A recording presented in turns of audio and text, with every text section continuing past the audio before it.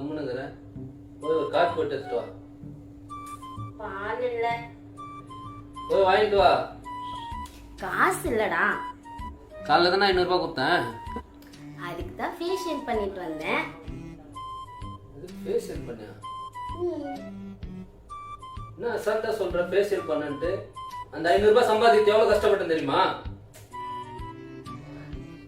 உனக்கு என்ன தெரியும்? ஏதோ வீட்டுல இல்லாத பொருள் வாங்கி போடுவேன்னு பார்த்தா ஃபேஷியல் பண்ணியா? ஃபேஷியல் கடுப்பேத்திட்டு இருக்க.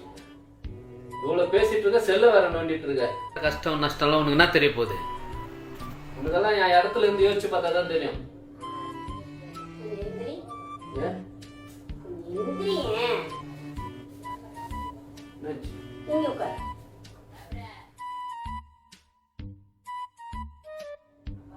மேடம் என்ன பண்றீங்க? நீ தானே சொன்ன உன் இடத்துல இருந்து யோசிச்சு பாரு சொல்லி, அதான் யோசிச்சுட்டு இருக்கேன்.